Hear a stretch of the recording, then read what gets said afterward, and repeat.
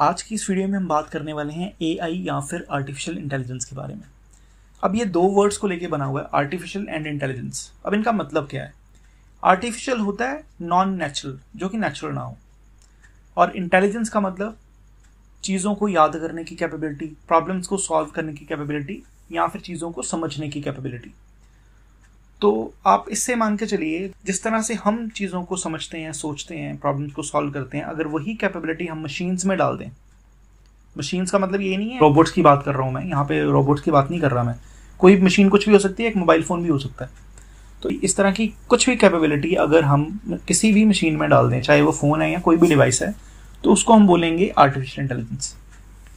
अब artificial intelligence दो तरह की होती है, वीक एआई या फिर स्ट्रॉन्ग एआई।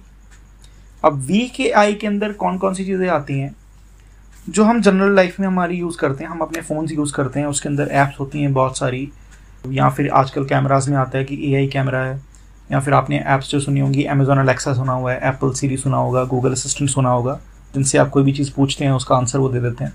इनको हम वीक एआई के अंदर कैटेगराइज करते हैं। क्यों करते हैं वीक एआई के अंदर?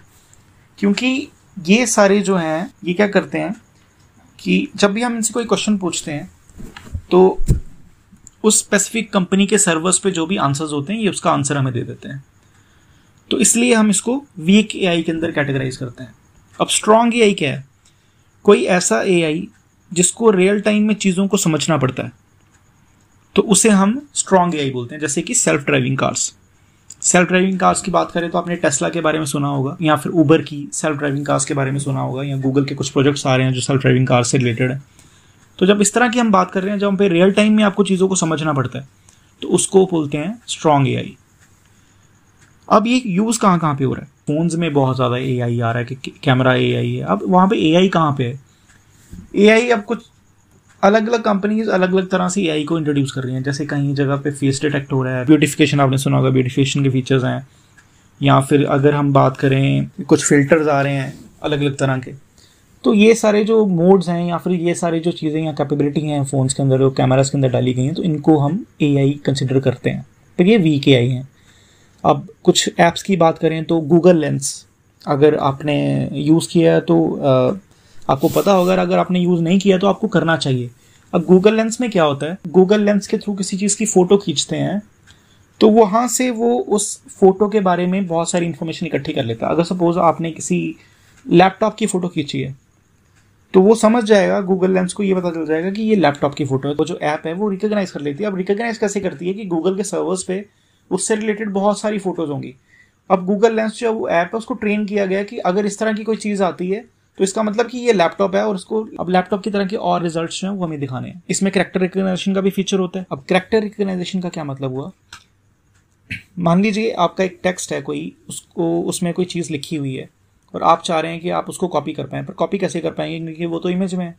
पर अगर आप गूगल लेंस के थ्रू उसकी फ़ोटो खींच लेंगे तो आप उस टेक्स्ट को कॉपी कर लेंगे। वो कैसे कर लेंगे? गूगल लेंस उसको आइडेंटिफाई कर लेगा कि ये टेक्स्ट क्या लिखा हुआ है, और उसकी एक कॉपी बना देगा टेक्स्ट की, और उस टेक्स्ट को आप कॉपी कर पाएंगे या उस पर कोई काम कर पाएंगे। तो इस तरह के फीचर्स बहुत सारी ऐप्स में भी आ रहे हैं। अब सेल्फ ड्राइविंग कार्स की जैसे मैंने बात करी थी, टेस्ला की सेल्फ ड्राइविंग कार्स आ रही हैं, गूगल का सेल्फ ड्राइविंग टेक है, फिर उबर की सेल्फ ड्राइविंग कार्स आ रही हैं। आजकल तो बहुत सारी कार्स में, अब BMW या मर्सिडीज़ या बहुत सारी अलग अलग कार्स में ऑटो पार्किंग भी आ गई है, खुद ही गाड़ी पार्क हो जाती है। तो ये सारे जो हैं ये सभी एआई हैं। इसकी जो फंक्शनैलिटी है सिर्फ यहाँ तक लिमिटेड नहीं है, अब इसकी और भी बहुत सारे यूजेस हैं। अब शेयर मार्केट में कोई कंपनी है, उसने किस तरह से प्रीवियस पीरियड में अपने परफॉर्म किया, उसकी प्रेडिक्शन लगा सकती है एआई। चीज़ों को फेशियल रिकग्नाइजेशन कर सकते। फेशियल रिकग्निशन से हम किसी इंसान के फेस को देख के पहचान सकते हैं कि ये कौन है। मतलब ये जो सिस्टम है वो पहचान पाएगा कि वो फेस जो है वो किसका है, उसके बारे में सारी इन्फॉर्मेशन आ जाएगी। अब वीडियो गेम्स में देखते हैं, आप पबजी खेल रहे हैं या कोई और गेम खेल रहे हैं, तो वहाँ पे आपने देखा होगा बॉट्स होते हैं। अब जो बॉट्स हैं वो भी इस तरह से प्रोग्राम किए गए हैं कि उनको किस तरह से काम कर रहे हैं, किस तरह से फंक्शन कर रहे हैं। अगर कोई उनको एनिमी दिखता है तो उसको उन्होंने शूट करना है या फिर क्या करना है। तो ये वीडियो गेम्स में भी है। मिलिट्री में आपने देखा होगा कि मिसाइल्स जो हैं उनके लिए एक टारगेट सेट किया जाता है। अब कोई प्रॉब्लम भी हो जाए तो मिसाइल अपना पाथ जो है वो खुद डिसाइड कर लेती है। तो ये भी एआई है। आजकल आप वेबसाइट्स पे जाते हैं, वहाँ पे आप चैटिंग के ऑप्शन पे क्लिक करते हैं तो वहाँ पे बॉट्स जो हैं वो आपसे चैट करना शुरू कर देते हैं, जो कि पहले से प्रोग्राम्ड होते हैं। तो ये भी एआई है। तो इंडस्ट्रीज़ की बात करें तो इंडस्ट्रीज़ में भी आजकल जो ज़्यादातर काम है वो रोबोट्स ही कर रहे हैं, तो ये भी एआई है। तो ये सारी चीज़ें जो हैं वो आर्टिफिशियल इंटेलिजेंस से रिलेटेड हैं। तो आर्टिफिशियल इंटेलिजेंस को सुन के आप ऐसा ना समझिए कि हम सिर्फ रोबोट्स की बात कर रहे हैं। आजकल हर चीज़ में एआई है। जो चीज़ आपको दिख रही है अपने घर पे, कोई टीवी बना हुआ है या कोई चीज़ बनी है या कोई एसी बना है या कोई भी चीज़ जो बन रही है किसी कंपनी से या किसी फैक्ट्री से बन के आ रही है, वहाँ पे कहीं ना कहीं एआई का यूज़ हुआ है। सबसे बड़ी बात, जो लैपटॉप आप यूज़ कर रहे हैं या फिर आप जो फ़ोन यूज़ कर रहे हैं या जिससे आप ये वीडियो देख रहे हैं, वहाँ पे भी एआई का ही यूज़ हुआ है। तो ये सब है आर्टिफिशियल इंटेलिजेंस। अब इससे रिलेटेड अगर आपको कोई भी क्वेश्चन हो तो आप प्लीज़ कमेंट बॉक्स पे कमेंट करिए।